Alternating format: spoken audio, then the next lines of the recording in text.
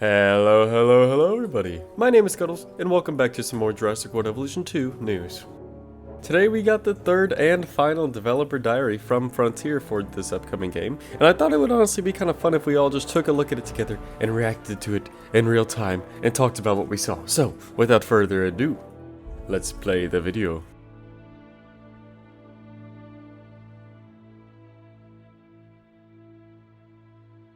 Starting off early, I know we haven't even seen anything yet, but I will say that there is a link below if you want to just let this video play out in full. For this video specifically, we're just going to be pausing through it and talking about it. So, this is just going to be cutting it up. If you want to see the whole thing without me interrupting it, there's a link below. How you build, manage and customize it can make all the difference between a dinosaur paradise and complete chaos. Hi, I'm Rich Newbold, Game Director on... Okay, so for a start, it looks like we've got a view of either a thunderstorm or a possible hurricane that we just can't see. But it looks like we've got a pretty cool shot of the Baryonyx wandering down Main Street, as well as a little pteranodon in the background, or some sort of flying creature. I don't know what it is, but it's really tiny and back there. Chaos. Hi, I'm Rich Newbold, Game Director on Jurassic World Evolution 2. Boom, boom, boom, boom, boom, boom. Cool stuff, man. Creating and managing a park in Jurassic World Evolution 2 is more expansive than ever. Along with our new management features and tools, the player will be building in some of the largest locations seen in the series yet. No longer confined to the... Okay, this looks cool. So, let's pause and see what all we can see, because there's a lot to take in right here. The first thing that I think we can take note of is if we look down here, we can actually build right up on the beach. Now, I don't imagine that we'll actually be able to build along the actual shore where the ocean meets the sand and alter that. I think that would be maybe a little too far. I'm assuming that the map edge is probably right there along the coastline, but we can at least build down on the beach and not just on top of the cliffs like we could in the old game. I wonder if that means it'll be more susceptible to hurricanes and everything like that. Probably not, to be honest, but I mean, it would make sense if it did. This is obviously very far-fetched, and I don't think this will happen, but it would be super cool if during a hurricane or something, this area could just get absolutely flooded, and then that would allow the beach's water level to rise just enough to where Mr. Moses or whatever is in here could just have enough water above ground level for it to actually get out of its enclosure and swim off into the ocean, sort of like how we know it does in the film franchise, which would be pretty awesome. But is that something that I think will make an appearance in the game? Not really, to be honest, but I think that'd be cool. In terms of overall dinosaurs and buildings, I don't really see anything new. I've been looking over this for a few minutes now, and I don't notice anything in particular that's jumping out at me. One thing I did notice though is that we have the small and large hotels here side by side, so we can see the difference in their size and the shape and everything like that. Nothing too crazy, but I just thought I'd point it out. I haven't really seen any new dinosaurs in the background either. It looks like we've got possibly a Diplodocus back here. I feel like that's the classic shape I remember them having. They always have a very droopy tail for some reason, kind of looking like that sort of shape right there. Looks like we got some Brachiosaurs in the background over here. Of course, you got the aviaries and everything, but other than that, I'm not really noticing anything too new, so let's keep going. 5 deaths. Players can now build their own Jurassic World in a number of different environments available in the game. I'm Adam Woods, and I'm the executive producer on Jurassic World Evolution 2. Every location provides players with a unique canvas where they'll be able to sculpt the landscape using terrain features made for each environment. These locations also have... Okay, so a little look at terrain tools right here. It looks like we've got a couple Triceratops wandering about on the hill. I kind of like the look of this Triceratops. It's a nice dark color with a little bit of lighter striping. Looks like it's possibly a dark sort of forest green, a little bit muddy colored. And it's got some lighter brownish tan color stripings on the back. Either way, I think it does look quite nice. And I think this one behind it doesn't have the stripes. It's just the green color of it. Either way, I think it looks good. I think I almost prefer it without the stripes, to be honest, but that's just my hot take. So as we can see, we do have slightly improved terrain tools compared to the last game. We can make the overall slope of it in a wider range of varieties, and we can make the actual radius of it in different sizes. Let me just stop moving my mouse for a second so you can see that. There you go. Radius can go into 1, 2, 3, 4, 5, 6 different sizes now instead of the 3 that we had before. But that being said, whenever the YouTubers went and played this game, I think it was Evolution Square said this. They said that the terrain tools were still very similar to the old game, in that they didn't really have too much customization option to them. They said that it was still pretty limiting and restricting in what all it allowed you to do. But that being said, even though it is still apparently like that, it is more than what we had before, so a step up's a step up, even if it's just baby steps. Challenges and nuances, with bespoke weather patterns and natural calamities. The most familiar of these environments is our tropical location. players will be once more returning to Isla Nublar and Isla Sorna, the home of the original Jurassic Park, Jurassic World and Site B. Here, they'll face challenges in the form of hurricanes and fierce tornadoes. To combat the ever-changing conditions, Beautiful couple shots of some of the Jurassic Park scenery. As we can see in the first of these frames, you got a little bit of a close-up of the Jurassic Park visitor gate, or the entrance gate, whatever you want to call this thing. Either way, you all know what I'm talking about. The big gate that they pass through to first enter the park. In the second shot here, we get a look at the visitor center, the hotel, as well as just the Jurassic Park style buildings down below. We can see that this thing is really smoking after it's just been hit by what I'm assuming is a giant tornado. It's raining, so this could be just like one of the hurricane things. I personally feel like this thing looks like just a massive tornado, but this was what they were kind of like in Jurassic World Evolution, so who knows. Either way, we have some sort of big spiral of death in the sky. Rexy busting out. This new version of Rexy is just 10 out of 10. It's beautiful. The sculpture of it, it looks straight out of Jurassic Park, and I absolutely love it to death. buildings can be upgraded with storm defences to protect the vital lifelines of the park from the weather's devastating effects. In this next frame, we can take a look at another bit of the desert area. This is obviously in the Chaos Theory mode because we've got the massive, I don't know what you'd call this, like the Jurassic Park San Diego style exhibit right here, like the big gladiator looking dome.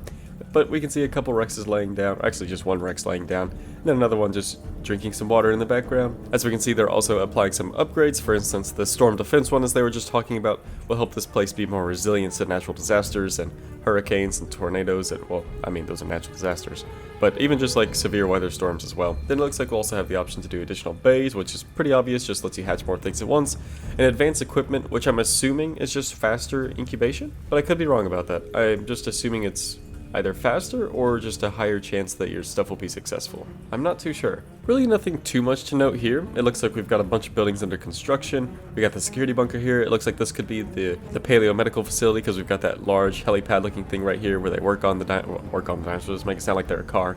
Where they treat the dinosaurs for their injuries and illnesses. And it looks like we've also got like the hatchery probably here in the background. I think that's what that is. Everything else looks to be pretty similar to what we've had in the old game. Like I believe these are the hotels, and then this is just the ranger station over here. So everything here in the shot looks like it's pretty familiar. I do like the layout of this though. They make it seem like everything's in a, like sort of like a compound, and then outside of that is just like wild dinosaur territory that nobody wants to be caught out in. Interestingly enough, there's just random people wandering about in this open area. I'm not entirely sure why. I don't know if something got out and it scattered them whenever they got scared or something, or if people just want to wander anywhere like people in real life, sometimes going out where they shouldn't be going out. But it's interesting. Creating a sandbox park for the first time, the players can choose from either the Jurassic Park or the Jurassic World era building sets, giving players the freedom to build the park of their dreams from throughout the franchise's history. The team have given these sets a unique and authentic feel that provide the player with a great deal of creativity when constructing their parks. Hello, I'm Amy Hook and I am a senior animator on Jurassic World Evolution 2. Along with familiar buildings from the first game, players can now place new buildings such as facilities that house key members of staff or can further maintain the welfare of your dinosaurs. The control centre acts as the player's personal headquarters, where they can hire scientists to help develop the park. The staff centre helps the player maintain the welfare of their scientists and can also be upgraded to both increase productivity and decrease recovery time. Alright, so interesting little mechanic right there. I believe this feature is actually pretty similar to Planet Zoo and Planet Coaster, where instead of just having workers, you actually have worker needs as well. So as we know from previous trailers and everything like that, workers, the more that you work them, they'll start to build up this unrest bar, and if you push them past their tipping point, then they're more likely to resist you and your company and everything like that, and they will sabotage your parks. So now we actually have staff centers, as we can see right here, which will help our scientists feel more comfortable and relaxed, and just help them recover from their stresses more quickly so that they can continue working in a safe and happy environment and not want to sabotage us, because that's not fun for anybody. Dinosaurs have also had their welfare needs expanded with the Paleo Medical Facility. Any dinosaur with a severe illness Nice or close-up injury shot of the must be Pterosaurs tranquilized and transported to the facility for immediate treatment. The capture and ranger teams return with some additional features to help the player maintain the security of their parks and the welfare of their dinosaurs. Vehicles can now be sent out on patrol to various ranger posts placed within the enclosures. This then provides around-the-clock observation of their dinosaurs' welfare, keeping both teams on the move and ready to act whenever the player needs them. Nice little look at the Diplodocus as well as the Chasmosaurus, both of which are looking beautiful, but we have seen each of these creatures before, so nothing too new to point out here. These teams will help the player maintain control over their parks, creating a secure environment for their dinosaurs and their guests. A nice look at the return of the Indominus Rex. Once again, looking beautiful. I know we say that about a lot of things in this new game, but it really does look great. It looks like it's plucked straight out of the movie. There's just so many little details on this one that we didn't see really in the last one. In the last one, you got the overall structure of it, but now we've got like so many tiny little individual scale details and everything like that. I'm not sure if this is just the pattern color that we have the customization option to use or not, but as we can see, there's also a bit of like a darker brown colored around it. I don't know if this is just going to be the base skin or if this is specifically the pattern choice, because this is kind of random, but back in the day, there was actually, I think it was some of the Hasbro toy lines or something like that, that just displayed in stores this sort of coloration to it. Like there had a little bit of like brown splotching and everything around the back of the Indominus, and then just on the tip of the horns, I think there was like just a slight little hint of green, sort of like what we're seeing right here. It might have been this image here that I'm thinking of. Obviously there's way more green on here than I realized just a moment ago, but it's been so long, so give me a break. One way or another, I do like the way this looks. It almost looks as if the Indominus Rex has been like rolling around in some mud, or if it's just trying to do its whole camouflagey thing. But one way or another, I personally love the little details of like darker, muddy sort of colors along its back. Maybe not even muddy, it just looks like it's dirty, and I like it.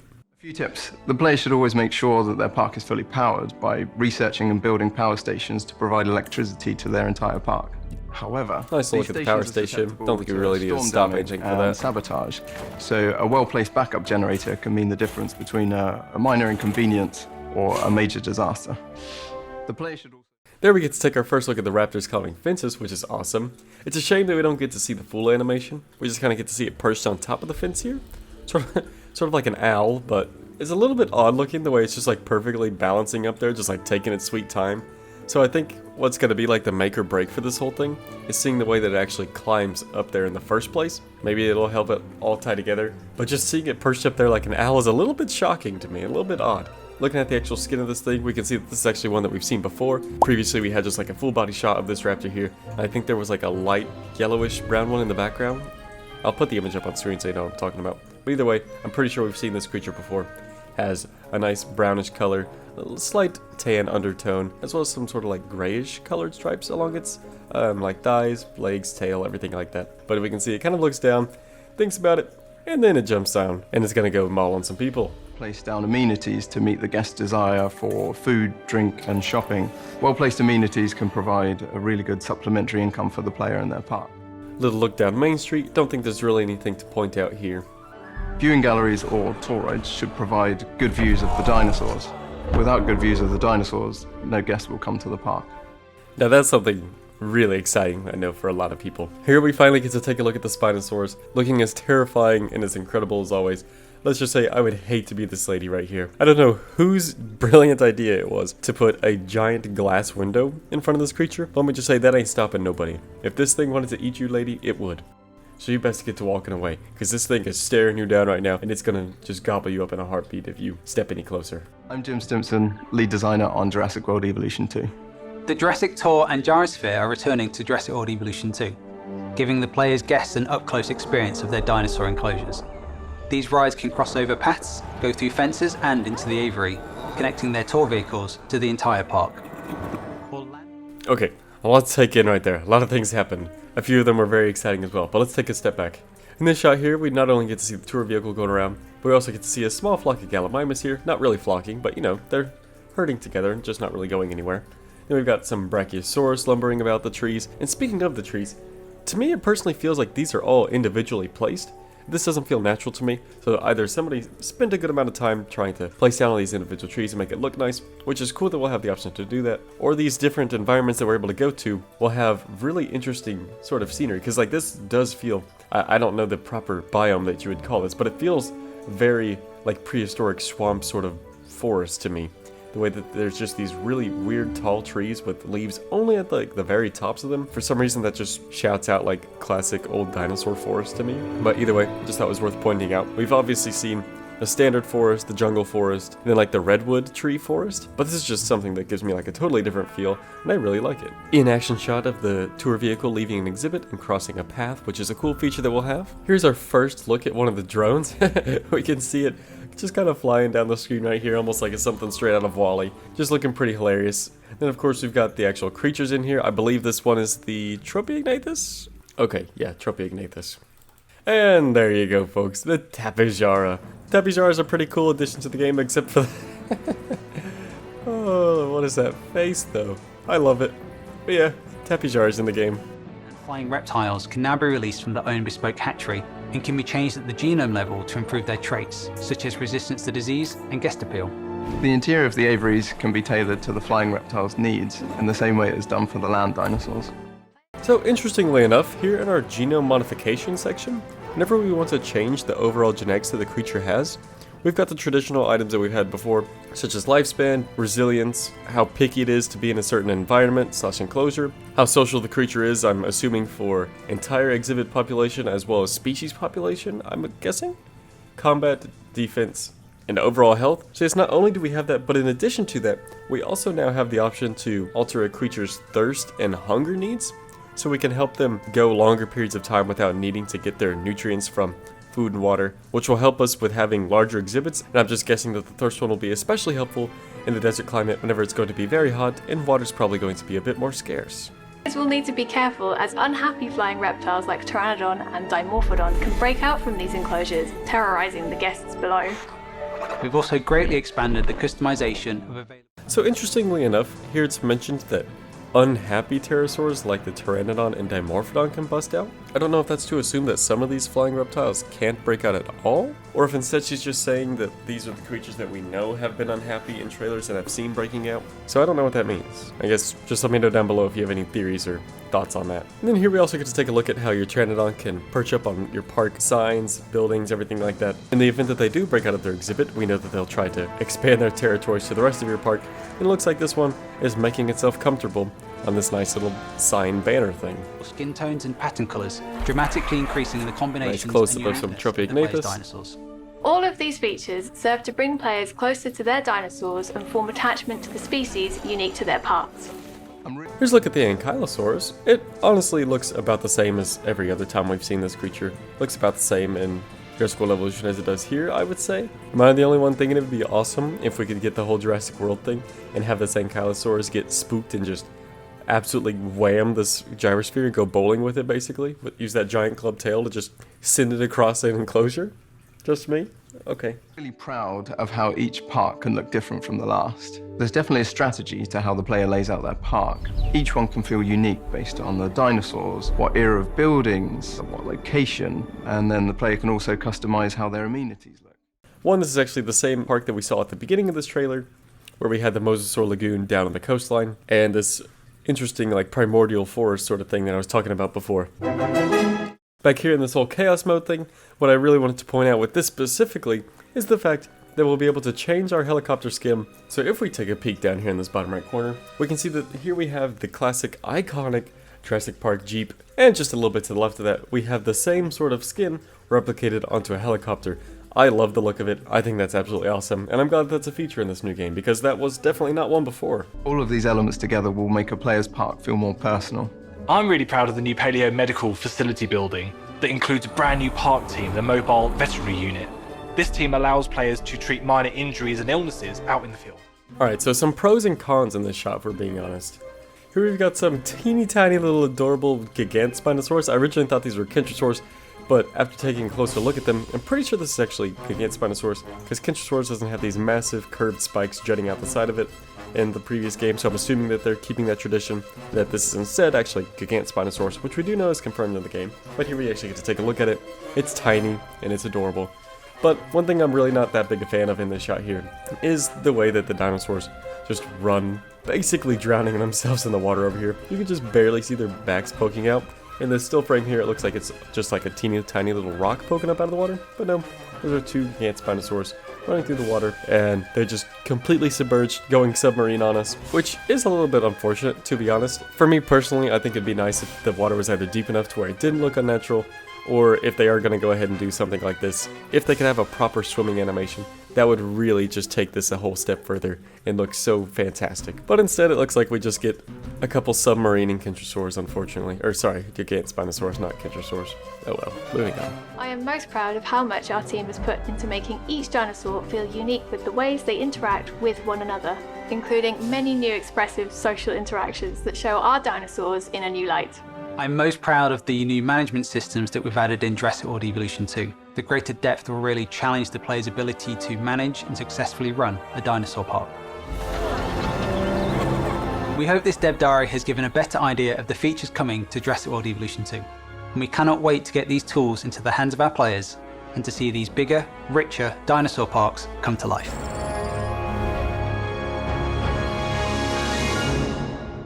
And there she is, folks. That has been Jurassic World Evolution Dev Diary 3.